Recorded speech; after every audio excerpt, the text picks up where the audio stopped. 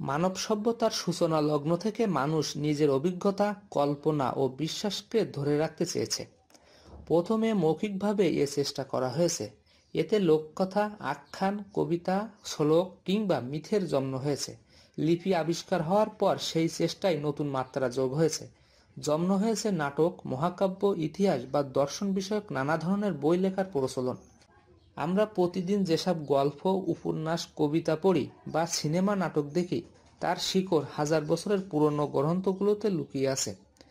প্রাচীন সাহিত্যকর্মগুলোকে শুধু অতীত জানার উপায় নয়, বরং এগুলোতে জীবন কি, আমরা কেন বেঁচে আছি, মানুষ কেন মারা যায়, কেন দুঃখ পায়, আমরা কোথা থেকে এসেছি বা মৃত্যুর পর কি আছে ইত্যাদির মতো চিরায়ত সেসব প্রশ্নের উত্তর খোঁজা হয়েছে, যা আজও আমাদের তাড়িয়ে বেড়ায়। তাই প্রাচীন সাহিত্যকর্মগুলো মানবজাতির সম্মিলিত আত্মজিজ্ঞাসার মূল্যবান দলিল। চলুন আমরা দেখে আসি বিখ্যাত প্রাচীন 10টি সাহিত্যকর্ম। 1. গিলগামেশের মহাকাব্য। গিলগামেশের মহাকাব্য বা গিলগামেশকে নিয়ে রচিত মহাকাব্যকে বিশ্বের সবচেয়ে প্রাচীন সাহিত্যকর্ম হিসেবে ধরা হয়। প্রায় 4000 বছর আগের এই মহাকাব্য লেখা হয়েছিল আকাদীয় ভাষায়। এটি ছিল মেসোপটেমিয়ার প্রাচীন ভাষা। আকাদীয় ভাষায় কিউনিফর্ম লিপিতে পুরো মহাকাব্যটি লেখা হয়েছে। রাজা গিলগামেশকে নিয়ে রচিত ছোট ছোট কতগুলো কবিতা ও গল্প মহাকাব্যটির উৎস। এসব কবিতা ও গল্প লেখা হয়েছিল সুমেরীয় ভাষায়। বিশ্বের অন্যান্য অনেক মহাকাব্যের মতো গিলগামেশের একক কোনো রচয়িতা নেই। খ্রিস্টপূর্ব 1300 থেকে 1000 সালের মধ্যে বিভিন্ন জনের হাতে দীর্ঘ সময় ধরে গবেষকদের মতে গিলগামেশ নামে সত্যি একজন রাজা ছিলেন। তিনি খ্রিস্টপূর্ব 2500 বছর আগে সুমেরীয় নগর রাষ্ট্র উরুকের, বর্তমান ইরাকের ওয়ারকা রাজা ছিলেন। সুমেরীয় রাজাদের তালিকাতেও তার নাম পাওয়া যায়। 2. Tale of the shipwrecked Sailor.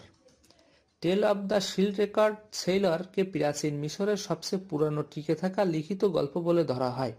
খ্রিস্টপূর্ব 1900 থেকে 2000 সালের মধ্যে প্যাপিরাস শিটে টেল অব দ্য শিপরেকড সেলর লেখা হয়েছিল।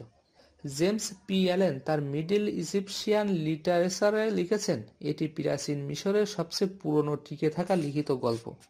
এই গল্পের মূল উৎস কি তা এখনও রহস্যময় রয়ে গেছে। তবে 19 শতকে রাশিয়ার সেন্ট পিটার্সবার্গ শহরের এক জাদুঘরে বইটির পাণ্ডুলিপি পাওয়া গিয়েছিল। এটি এখনও মস্কোতেই সংরক্ষিত রয়েছে।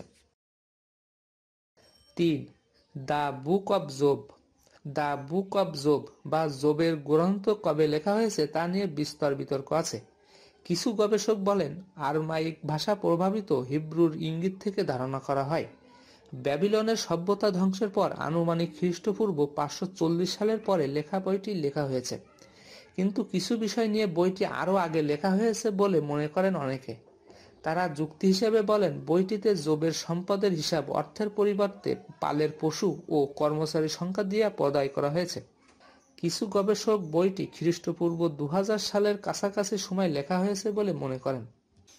জোব একজন ধনী ও ধার্মিক মানুষ ছিলেন। তার জীবনে হঠাৎ মারাত্মক কষ্ট ও দুর্ভোগ শুরু হয়।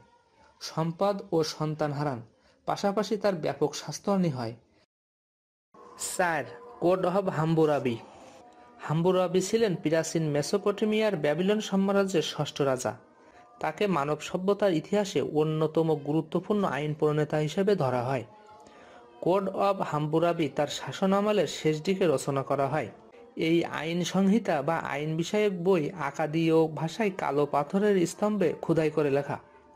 একাধিক স্তম্ভে তা লেখা হয়েছিল, যার মধ্যে একটি আজও প্রায় অক্ষত রয়েছে। 5. The book of the dead. The book of the dead প্রাচীন মিশরের সবচেয়ে বিখ্যাত রচনাগুলোর একটি। প্রায় 200টি প্যাপিরাস শিটে লেখা সংকলনটির সময়কাল খ্রিস্টপূর্ব 1500 সাল। তবে এর মূল বিষয়বস্তু নেওয়া হয়েছে আরও পুরনো লেখাজোখা দেখে। 6. বেদ। বেদ শুধু ধর্মগ্রন্থ নয়, বরং প্রাচীন ভারতীয় সভ্যতার জ্ঞানের ভাণ্ডার। খ্রিস্টপূর্ব 1200 থেকে 1500 সালের মধ্যে বৈদিক সংস্কৃত ভাষায় বেদ রচিত হয়েছিল বলে ধারণা করা হয়। এতে মূলত কবিতা ও যজ্ঞ সংক্রান্ত আচার লিখিত আছে। শত শত বছর সুরে এসব শ্লোক লোকমুখে পরিচালিত ছিল। 7. The Odyssey. গ্রিক কবি হোমারের এই মহাকাব্য অত্যন্ত প্রভাবশালী। ধারণা করা হয় খ্রিস্টপূর্ব 675 থেকে 725 সালের মধ্যে এটি লেখা হয়েছে। এতে 12,000-এর বেশি পঙ্ক্তি রয়েছে।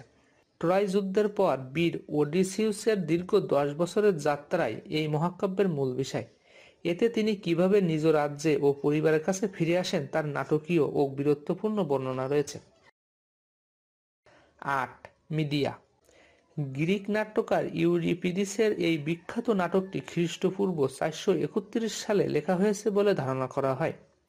তৎকালীন সমাজে নারীর অবস্থান ও ক্ষমতার চ্যালেঞ্জ এতে ফুটে উঠেছে। মিডিয়া চরিত্রটি বেশ শক্তিশালী। ওই সময়ে সামাজিক নিয়মের বিরুদ্ধে গিয়ে একজন নারী হয়েও তিনি ক্ষমতাবান একজন পুরুষের বিরুদ্ধে কিভাবে লড়াই করেন, তাই এই ট্র্যাজেডির মূল গল্প। গ্রিক ভাষায় মিডিয়া অর্থ চতুরতা বা কৌশল। নাটকে মিডিয়াকে কখনো কখনো জাদুকরী চরিত্রে দেখা যায়। 9. The symposium. প্রাচীন গ্রিসে সিম্পোজিয়াম ছিল এক ধরনের প্রাণবন্ত মিলন মেলা। এতে উচ্চপদস্থ ঘনিষ্ঠ পুরুষ বন্ধুরা জড়ো হয়ে নিজেদের কবিতা আবৃত্তি এবং তা নিয়ে আলোচনা করতেন। পাশাপাশি সঙ্গীত, দেবতা ও দৈনন্দিন বিষয় নিয়েও তারা আলোচনা করতেন। অনেক সময় তারা মজা করতেন, নানা গল্প শোনাতেন বা পরিচর্যা করতেন। রাষ্ট্রের উচ্চপদস্থ কর্মকর্তারা এই মেলায় যেন একঘেয়ে জীবন থেকে সাময়িকভাবে ছুটি পেতেন। 10. দ্য টেল অব গেঞ্জি। এখন পর্যন্ত যে 9টি প্রাচীন বইয়ের উল্লেখ করা হয়েছে সেগুলোর মধ্যে দ্য টেল অব গেঞ্জি তুলনামূলকভাবে নতুন। এটিকে সাধারণভাবে প্রথম উপন্যাস হিসেবে ধরা হয়। এই বইয়ের লেখক একজন নারী, তার নাম মুরাসাকি শিকিবু, কিন্তু এটা বইটির প্রকৃত লেখকের নাম কিনা তা নিয়ে নানা মত রয়েছে। প্রাচীন জাপানের রাজপুত্র হিকারু গেঞ্জিকে নিয়ে বইটি লেখা হয়েছে। তিনি জাপানের এক কাল্পনিক সম্রাটের ছেলে। গল্পে তার প্রেম, রাজদরবারের জীবন, ব্যক্তিগত দুঃখ কষ্ট এবং রাজনীতির টানাপোড়েনের বর্ণনা রয়েছে।